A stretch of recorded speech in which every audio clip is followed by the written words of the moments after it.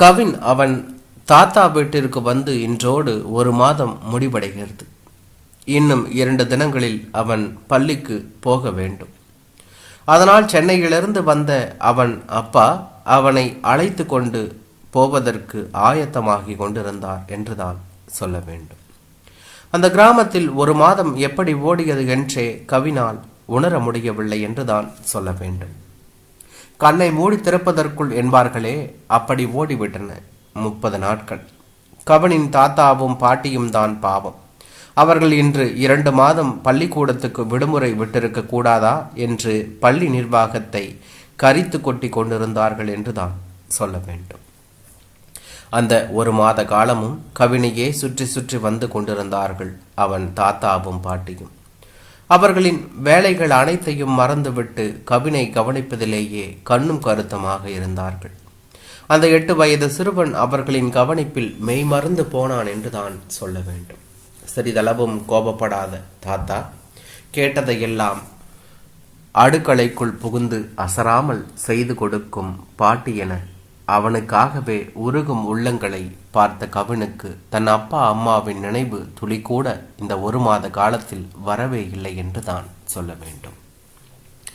பட்டியல் போட்டுக்கொண்டு வாழும் சென்னை வாழ்க்கையிலிருந்து 1 மாத விடுப்பு போதாது என்று தோன்றியது கவினுக்கு. அவன் அப்பா அம்மாவின் மருத்துவர், பொறியாளர் இத்தியாதிகள் பற்றிய கனவுகள் அவன் தூக்கத்தை தற்போது தட்டி எழுப்பவில்லை என்பது மட்டுமே அவனுக்கு பெரும் ஆறுதல் என்றுதான் சொல்ல வேண்டும். கவினை தூக்கி கொண்டு ஏரி, குளங்கள், குட்டைகளுக்கெல்லாம் போகும் அவன் தாத்தா அதில் மேய்ந்து கொண்டிருக்கும் மீன்களையும் அதனூடே ஊர்ந்து செல்லும் தண்ணி பாம்புகளையும் காட்டி அவனை வியக்க வைப்பார் என்றுதான் சொல்ல வேண்டும். அது மட்டுமா, பூவும் காயுமாக காட்சியளிக்கும் புளிய மரங்களில் கல்லை விட்டு அறிந்து அதிலிருந்து விழும் புளியம் பழங்களை பொறுக்கி வந்து அவன் கையில் கொடுத்து அழகு பார்ப்பார் என்றுதான் சொல்ல வேண்டும். கொள்ளை மேடுகளில் வளர்ந்து கிடக்கும் பனை மரங்களில் கஷ்டப்பட்டு ஏறி பனங்காய் வெட்டி அவனுக்கு நுங்கு கொடுப்பார்.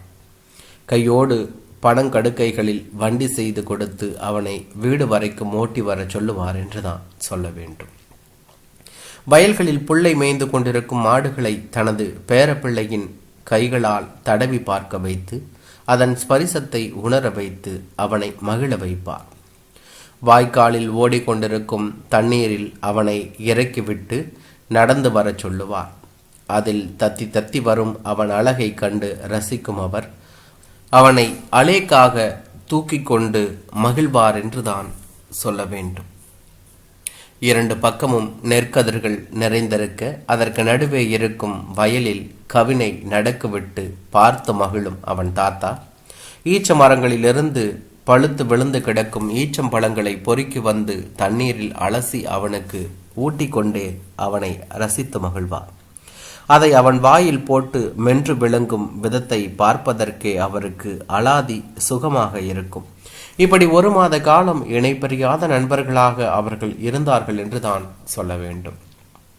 பகலெல்லாம் பல இடங்களுக்கு போய் சுற்றி தெரிந்துவிட்டு வந்தாலும் சாயங்கால பொழுதிலும் சும்மா இருக்காமல் அவன் தாத்தா வாங்கி வைத்திருந்த குட்டி சைக்கிளில் அந்த கிராமத்தின் தெருக்களை வலம் வந்து கொண்டிருந்தான் கவின் என்றுதான் சொல்ல வேண்டும். சைக்கிளை வளைந்து நெளிந்து ஓடும் பாம்பை போல ஓட்டி கொண்டு போகும் கவினுக்கு பாதுகாப்பு அதிகாரியை போல அவனுக்கு பக்கத்திலேயே நடந்து செல்வார் அவன் தாத்தா. அவன் பெடலை மெரித்து கால்கள் ஓய்ந்து போகும் போது பின்பக்கத்திலிருந்து தள்ளி கொண்டு ஓடுவார் என்றுதான் சொல்ல வேண்டும். அவன் சைக்கிள் ஓட்டுவதை பார்ப்பதற்கே பல பிள்ளைகள் அவனுக்கு பின்னால் ஓடிக்கொண்டிருந்தார்கள் என்றுதான் சொல்ல வேண்டும்.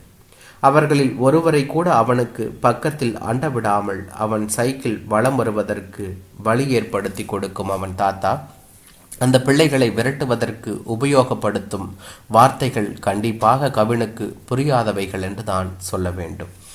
அவன் யாருடனாவது விளையாடுவதற்கு விரும்பினால் கூட அவனை விடுவதற்கு அவன் தாத்தா தயாரில்லாமல் இருந்தான். பேர பிள்ளைகளை இந்த கிராமத்து பையன்களோடு சேர்த்து கொண்டு கண்ட வார்த்தைகளை எல்லாம் கற்றுக்கொள்ளும் என்ற பயம் அவருக்கு என்றுதான் சொல்ல வேண்டும். அவருக்கு எப்போதும் பொழுதுபோக்கிற்காக உடனிருக்கும் பக்கத்து வீட்டு சிறுவனுக்கும் கூட அவரின் பேரப்பிள்ளையிடம் விளையாடுவதற்கு அனுமதி அளிக்க மறுத்திருந்தார் கவினின் தாத்தா என்றுதான் சொல்ல வேண்டும். அந்த சிறுவன் அன்றாட வயிற்றுப்பாட்டிற்கே அவன் அம்மாவிடம் போராடி கொண்டிருப்பவன். கவின் இருக்கும் நிலையே வேறு விதம். அவன் கைகளில் வகை வகையான தின்பண்டங்கள் இருக்கும். அதில் சிலவற்றை தின்பான், சிலவற்றை தெருவில் தெரியும் நாய்களை கூப்பிட்டு அதுகளுக்கு போட்டுவிட்டு வேடிக்கை பார்ப்பான். தின்றுவிட்டு மீண்டும் ஏதாவது கிடைக்காதோ என்று அவைகள் நாக்கை தொங்க போட்டு கொண்டு உட்கார்ந்திருக்கும். சில நேரங்களில் அவன் தாத்தா பாட்டிக்கும் தெரியாமல் அந்த சிறுவனுக்கும் சில தின்பண்டங்களை கைமாற்றி விடுவான் கவின். அந்த சிறுவன் வாங்குவதற்கு யோசித்து கொண்டு இருக்கும் போதே அவன் கைகளை பிடித்து திணித்துவிட்டு ஓடி விடுவான் என்று தான் சொல்ல வேண்டும். அந்த சிறுவன் கவின் செய்யும் ஒவ்வொரு சாகசத்தையும் வெறித்து பார்த்து கொண்டு நிற்பான். ஆர்வத்தில் சில நேரம் அவன் கிட்ட போய் விளையாட்டில் சேர்ந்து கொள்ளும் தனது விருப்பத்தை தெரிவிப்பான். இருவரும் சேர்ந்து கொஞ்ச நேரம்தான் விளையாடுவார்கள். அதற்குள் கவினுக்கு அவன் மேல் கோபம் வந்துவிடும். அந்த சிறுவனிடம் உனக்கு விளையாடவே தெரியவில்லை என்று சொல்லிவிட்டு அவன் மட்டும் ஏதாவது ஒரு விளையாட்டு பொருளை எடுத்துக்கொண்டு தனியாக போய் விளையாடுவான் என்று தான் சொல்ல வேண்டும். சில நேரங்களில் கவின் வாயிலிருந்து வந்து விழும் ஆங்கில வார்த்தைகளை கேட்டுவிட்டு நம்மை ஏதோ திட்டுகிறான் என்று நினைத்து கொண்டு திரும்பி பார்க்காமல் ஓடியிருக்கிறான் அந்த சிறுவன் என்றுதான் சொல்ல வேண்டும். கவினுக்கு கிடைத்தது போல தனக்கு ஒரு தாத்தாவோ பாட்டியோ கிடைக்கவில்லையே என்று அந்த சிறுவன் தன் மனதிற்குள் நினைப்பதற்கு கவினே பல நேரங்களில் காரணமாக இருந்திருக்கிறான் என்றுதான் சொல்ல வேண்டும். கவினின் அப்பா அவன் உடைமைகள் எல்லாவற்றையும் எடுத்து கார் டிக்கியில் வைத்து கொண்டிருந்தான். அவன் தாத்தாவும் அவன் கூட ஒத்தாசை செய்து கொண்டிருந்தார் என்று தான் சொல்ல வேண்டும். கவின் அவனோடு புறப்படுவதற்கு ஆயத்தமாகி கொண்டிருந்தான்.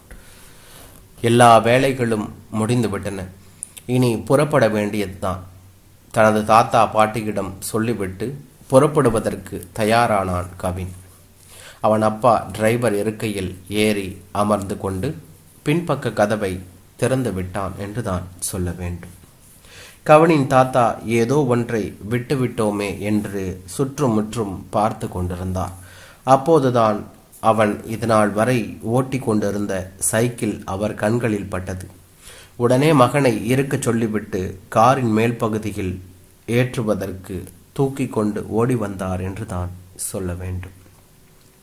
காரில் ஏறப்போன கவின் கீழே இறங்கினான். கொஞ்ச நேரம் அவன் தாத்தாவை பார்த்து கொண்டிருந்தான். சற்று தொலைவில் பக்கத்து வீட்டு சிறுவன் இவற்றை எல்லாம் வேடிக்கை பார்த்து கொண்டு நின்றிருந்தான் என்றுதான் சொல்ல வேண்டும். சைக்கிளை கீழே இறக்கி வைக்கச் சொல்லி அதில் ஏறி உட்கார்ந்து கொண்ட கவின் அதை ஓட்டி கொண்டு நேராக அந்த சிறுவனிடம் போனான். அவனை பார்த்த அந்த சிறுவன் தன் வீட்டிற்குள் போய் புகுந்து கொண்டான்.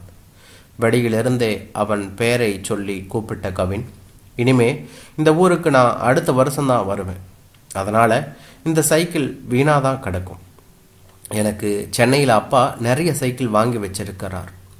உனக்கு தான் சைக்கிள் இல்லையே, இதை நீயே வச்சுக்கோ என்று சொல்லிவிட்டு அந்த சிறுவனின் வீட்டு வாசலிலேயே அந்த சைக்கிளை நிறுத்திவிட்டு காரை நோக்கி புறப்பட்டு சென்றான் கவின் என்று தான் சொல்ல வேண்டும்.